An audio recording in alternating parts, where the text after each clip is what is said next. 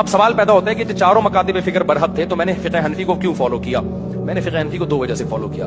Number ایک، میں نے چاروں فقہ کا مطالعہ کیا، اہل حدیث کے دلائل کا بھی میں نے مطالعہ کیا۔ میں اتنا بے وقوف ہوں نہیں جتنا آپ کو یہاں ممبر پہ بیٹھا ہوا لگتا ہوں۔ لوگ کہتے ہیں صرف شادیوں کے علاوہ ان کو کچھ نہیں آتا، ہمیں بہت کچھ آتا ہے۔ ہم بات آپ کے سامنے وہ کرتے ہیں جس کی آپ کو ضرورت ہے۔ آپ کو اور سوسائٹی کو ضرورت اس وقت یہ ہے کہ بے بات طلاق یافتہ عورتوں کو سہارا دے کے زنا کو روکا جائے سوسائٹی میں، اس لیے میں زیادہ ٹاپک وہ چھیڑتا ہوں۔ آپ کو ابھی اس کی ضرورت نہیں کہ ہاتھ یہاں باندھے جائیں کہ یہاں باندھے جائیں، آمین زور سے آہستہ، یہ ٹاپک کی آپ کو زیادہ ضرورت نہیں ہے، اس لیے ہم یہ ٹاپک کم چھیڑتے ہیں، ورنہ ہمیں یہ ٹاپک بھی الحمدللہ آپ سے زیادہ اچھے آتے ہیں، اور آج کل کے اسکالر سے تو بہت اچھے آتے ہیں۔ لگتا ایسا ہے کہ ہم بالکل فارغ ہیں اور فقہ حنفی دلائل کی دنیا میں کچھ بھی نہیں ہے، بس یہ ابو حنیفہ کے اندھے مقلد ہیں ہم لوگ، ایسا بالکل بھی نہیں ہے۔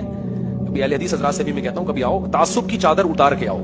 اگر کوئی ٹھیٹ بن کے آئے گا وہ تو اس کا تو کسی کا باپ نہیں سمجھا سکتا۔ تعصب کی چادر اتار کے آؤ تو تمہیں پتہ چلے گا کہ ہم ابو حنیفہ کو کیوں فالو کرتے ہیں۔